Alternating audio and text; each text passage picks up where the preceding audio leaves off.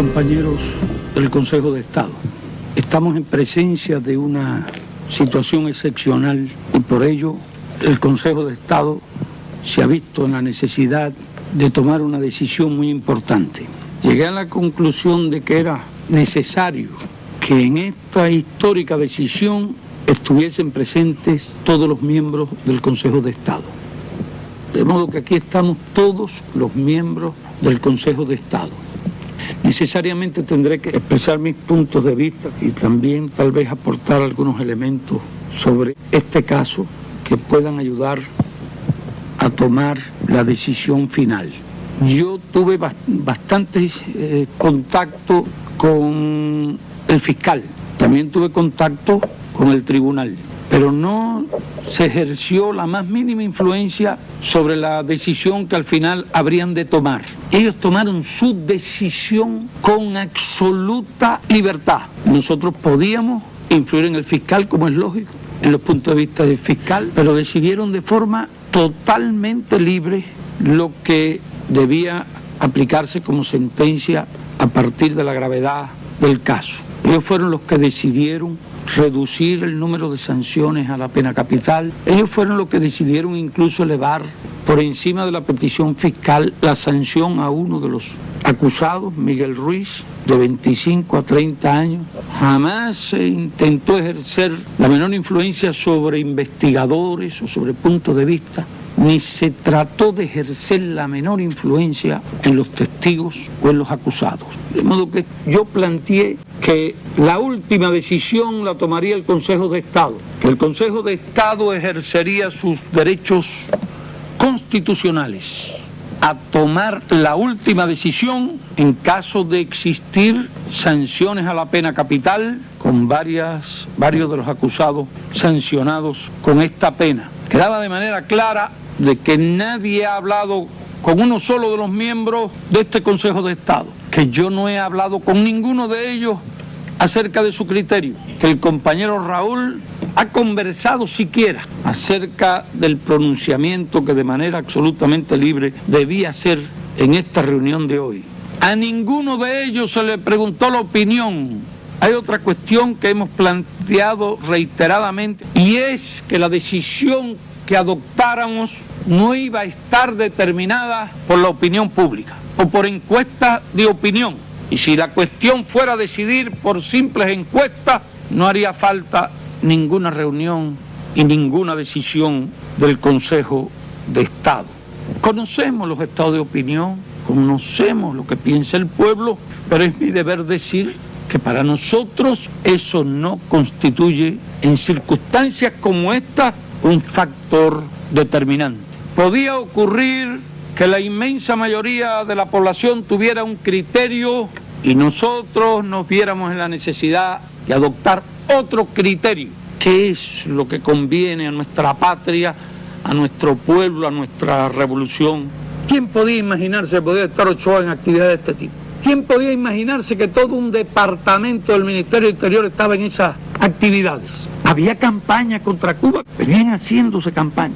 Naturalmente que la primera reacción de nosotros, acostumbrados a escuchar todo tipo de mentira, de infamia, de calumnia, a lo largo de 30 años, es que se trataba simplemente de un invento más y calumnias más por parte de Estados Unidos. Es lógico que los yanquis empezaran a pensar que las Fuerzas Armadas tenían que saber algo de esa operación y empezaran, de mala fe desde luego, a involucrar el nombre de Raúl en este problema. Tampoco íbamos a arrestar a Ochoa para que no se escapara e investigar después. Eso no se puede hacer y en general no se hace con nadie. No se puede infringir a una persona la humillación de meterlo preso porque hay ciertos rumores o ciertas cosas que se saben. Ese no es ni puede ser el estilo de la revolución.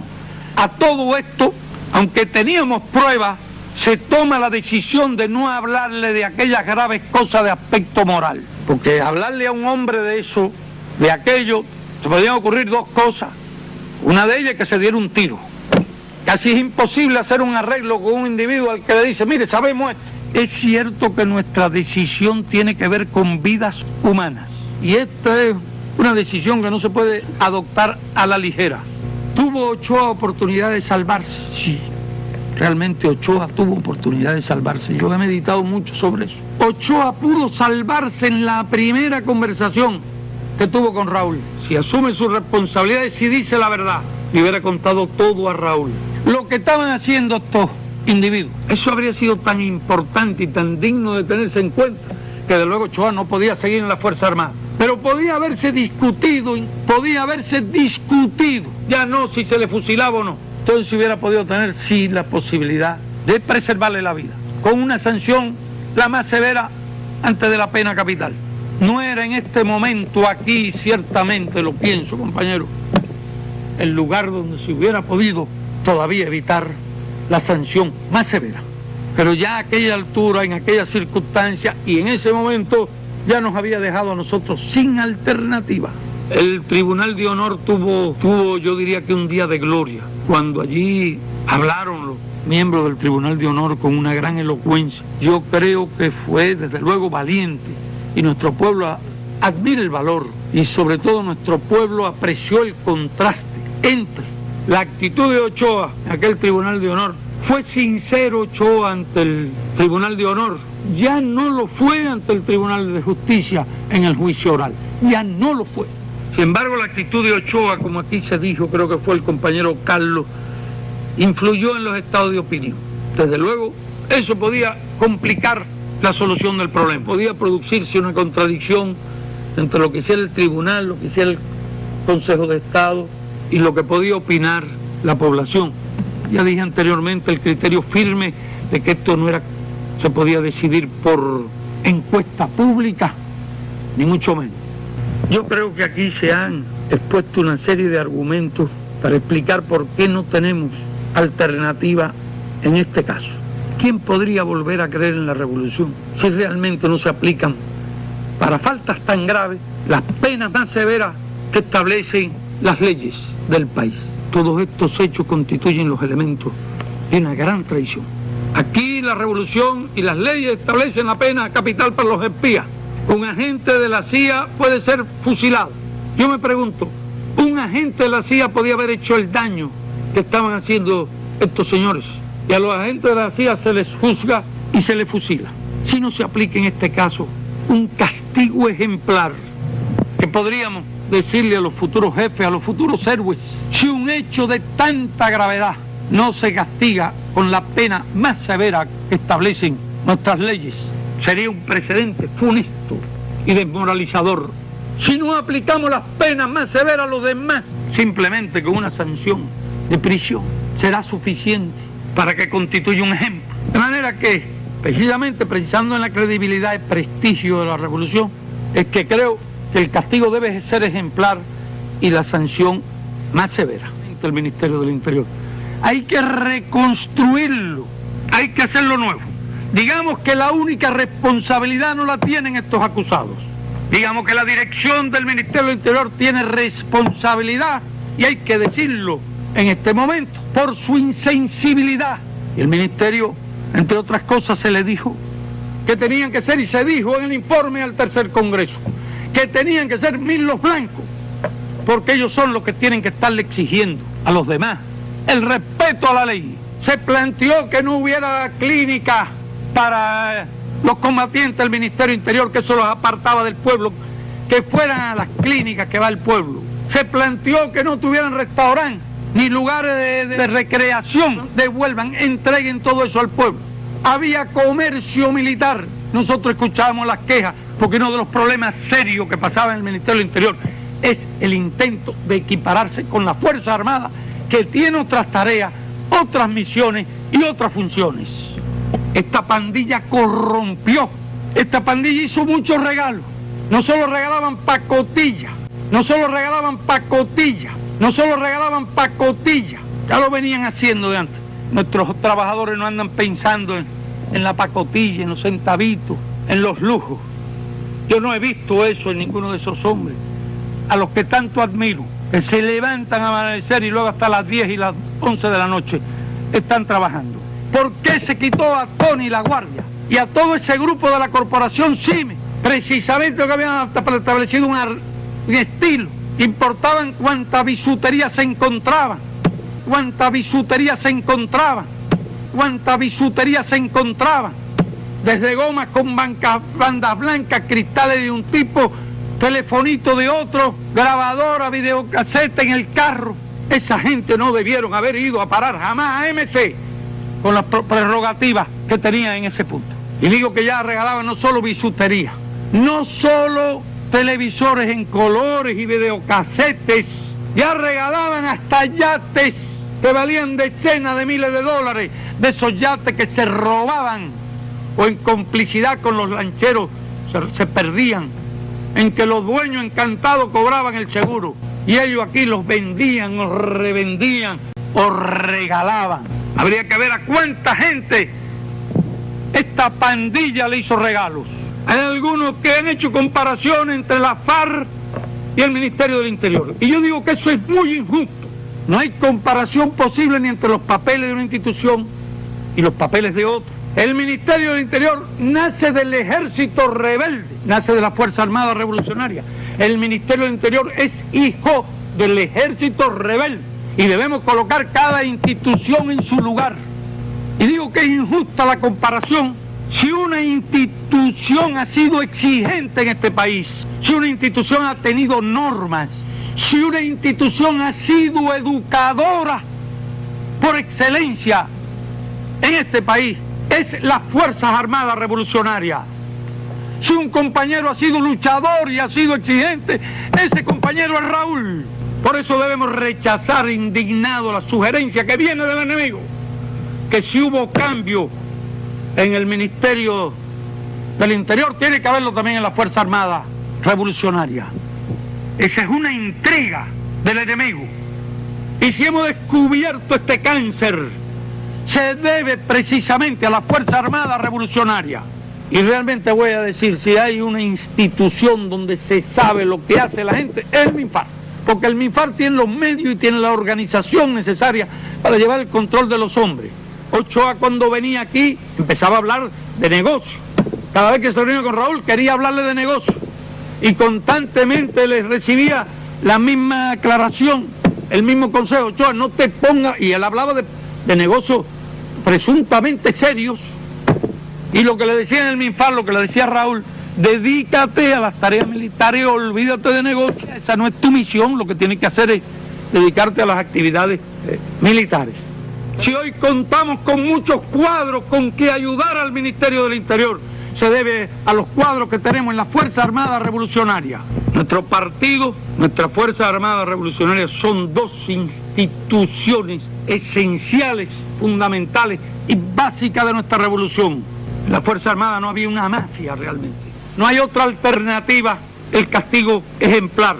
A nosotros se han dirigido personalidades internacionales expresando su preocupación, solicitando, exhortando que no se aplique la pena capital a los acusados. También, por supuesto, han llegado mensajes de los familiares.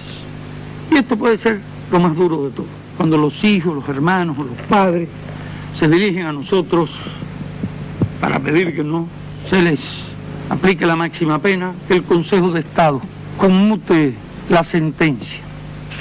Y es duro. Es duro. Que ellos comprendan que lo que nos piden a todos nosotros, no a mí. Hay muchos que piensan que soy yo el que decido si se hace una cosa u otra. Y si fuera yo solo el que tuviera que decidir sobre esto, si fuera una facultad del presidente del Consejo de Estado, y esto es una decisión colectiva. En el mundo ni siquiera saben eso. Creen que lo que existe es la prerrogativa del presidente del país de indultar. Todo el mundo dice, ahora Castro tendrá que decidir una cosa u otra, lo dicen en el exterior. En el propio país mucha gente piensa que la decisión es personalmente mía, pero en realidad lo que nos solicitan estos familiares, estos seres queridos, los hijos, los familiares más allegados, pero nos piden algo que está más allá de nuestras prerrogativas, nos piden algo que está más allá de nuestros deberes. Y hay momentos en que la revolución pudo ser generosa y lo fue sin hacerse un gran daño a sí misma. Hoy la revolución no puede ser generosa sin hacerse un profundo daño a sí misma. Yo considero que el tribunal militar fue generoso. fue generoso. Pensando en esto, se expresaron unánime, fue que debía aplicarse las penas más severas a los principales responsables de estos hechos. Solicité la opinión al Comité Ejecutivo y al Consejo de Ministros, uno por uno, y solo 2 pensaban que no se debían aplicar las penas más severas. Consultamos a los miembros del Comité Central y de los 162 presentes, 10 argumentaron en contra de la aplicación de las penas más severas y 141 se expresaron su criterio de que debían aplicarse las penas más severas. Solicitamos que fuesen reunidos todos los diputados de la Asamblea Nacional, que es nuestra instancia superior, ya que nosotros somos representantes de la Asamblea Nacional. De 402 diputados presentes, solo una persona se expresó en favor de la conmutación de la pena y 401 diputados se expresaron a favor de la ratificación de la sentencia por el Consejo de Estado. Y no solo eso, sino que muchos planteaban que debieron haber sido más los sancionados a la pena capital. Fueron muchos, incluso muchos se quejaron de que se hubiese reducido la sanción a 10 años para uno de los acusados frente a la petición de 15 años. Yo creo que casi todos los inculpados podían ser sancionados a la pena capital. Que pienso que nuestros tribunales han hecho una advertencia que sin duda, si hechos de esta naturaleza se volvieran a repetir, las medidas serían mucho más drásticas. Es duro pensar que algunos hombres van a morir, pero pienso sobre todo en otros muertos, pienso en los que cayeron para crear una república donde imperara la justicia y la ley, una república donde no hubiera corrupción, donde no hubiera impunidad. Es en nombre de los ideales y de la patria que ellos quisieron, que nos vemos obligados a ser severos. Y por tanto, compañeros, me sumo al criterio que todos ustedes han expresado en la tarde de hoy. De todas formas, aunque hemos escuchado ese criterio, pido que formalmente votemos. Los que estén de acuerdo con la ratificación de la pena establecida por el Tribunal Militar, que levanten la mano. Los que se opongan, por unanimidad del Consejo de Estado, se ratifica la sentencia del Tribunal Militar Especial. Ha concluido la sesión.